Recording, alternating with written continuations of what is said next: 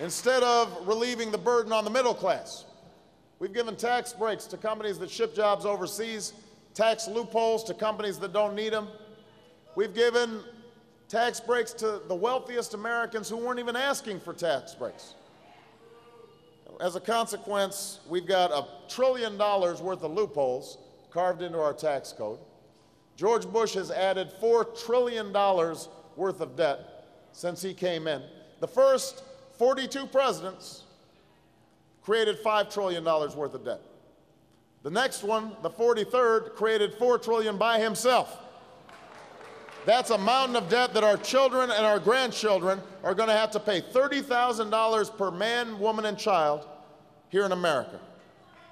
Instead of enforcing the rules of the road, Washington's turned a blind eye to abusive practices like predatory lending. And we've seen the symbol of the American dream, the American home, turned into a source of insecurity for millions of families.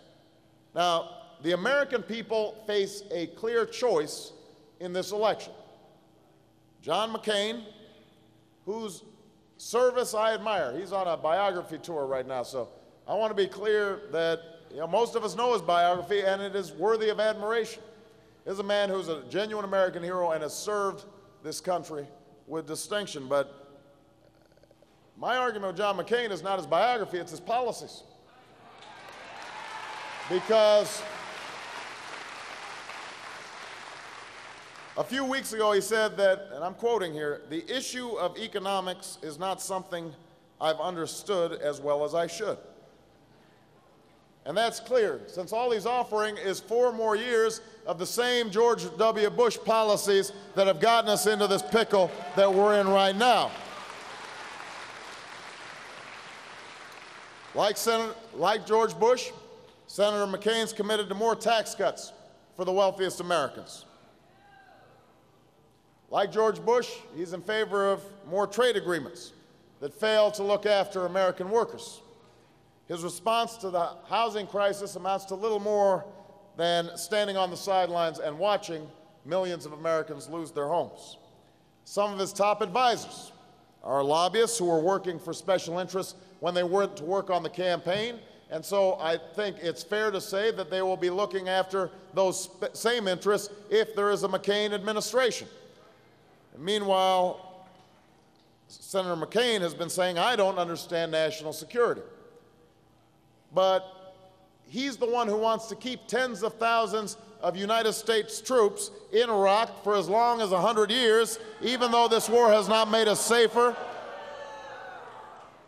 Neither the American people nor the Iraqi people want permanent U.S. bases, and it would cost American taxpayers trillions of dollars. 100 years in a country that had nothing to do with 9/11 may make sense to George Bush and John McCain, but it is the wrong thing to do. It is not right for our national security, it's not right for our economy, and it's not right for American leadership around the world. That's why I want to bring this war to an end and bring our troops home.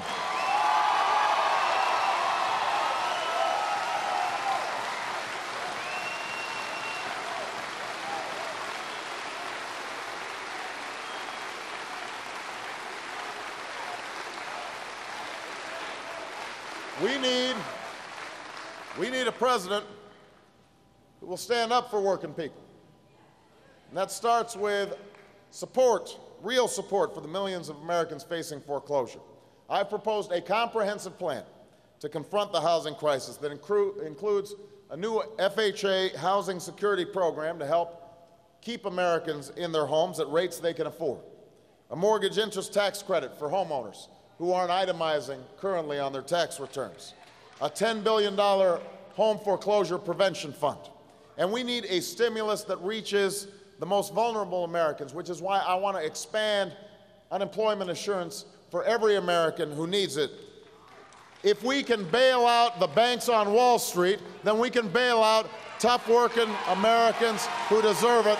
That's why I'm running for President of the United States, to create a fair economy.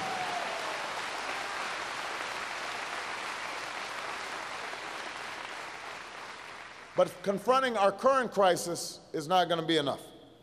We're not going to prevent the next financial crisis unless we enforce real rules, not the half measures proposed by the Bush administration yesterday. We're not going to put the American dream on firmer footing unless we create new jobs and prosperity on Main Street and not just Wall Street, to leave a legacy of opportunity behind for our children and our grandchildren. We've got to have an economy that works from the bottom up, not from the top down.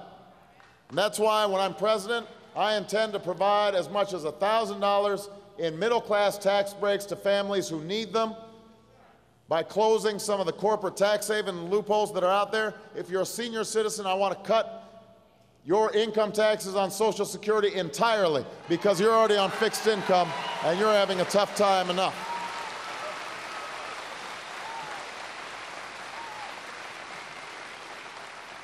I want to sign into law what I'm calling the Patriot Employer Act. Just very simple. It says we will not give tax breaks to companies that ship jobs overseas. We're going to save those tax breaks for companies that are investing right here in Wilkes-Barre, right here in Pennsylvania, right here in America. And I will not sign trade deals unless they've got strong labor protections and environmental protections and safety standards so our kids aren't playing with toys with lead paint in them.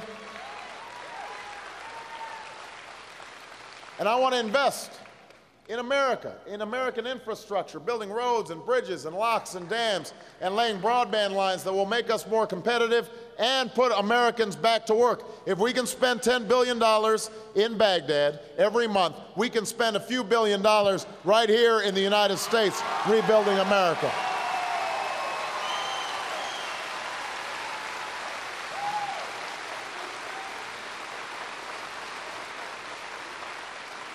So I put together a $60 billion infrastructure reinvestment fund, paid partly from the savings as we draw down our troops in Iraq.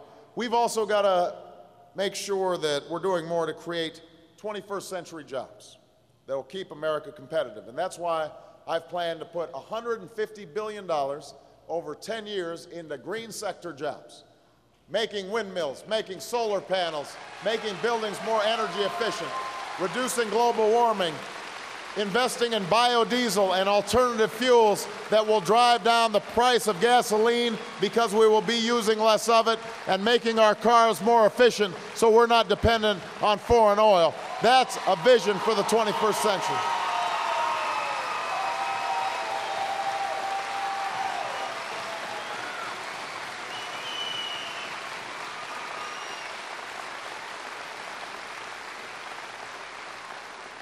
Now, we've gone through the last 7.5 years in which the reigning philosophy in Washington was, you are on your own. They call it the ownership society, but basically the idea is you're on your own. We don't look after each other. Well, that is not what America's about. That is not what built America. That's not the kind of America that immigrants traveled to reach.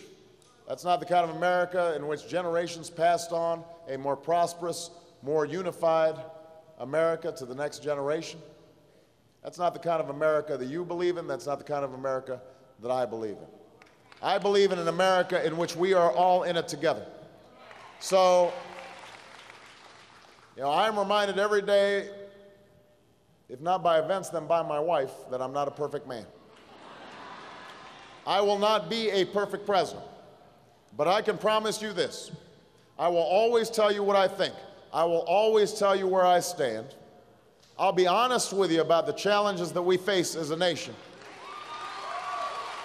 I will listen to you even when we disagree, and we're going to disagree sometime. But here's the most important thing. Every day when I wake up in the White House, I will remember that we're in it together. I will carry your voices with me into the White House, into every negotiation, into every room. I will be thinking about that single mom. I will be thinking about that laid-off worker. I will be thinking about how to make your lives a little bit better. I will be fighting for you and struggling for you and speaking on your behalf. That's why I'm running for president. That's why I need your support. Thank you very much, Wilkes-Barre. I appreciate it. Thank you.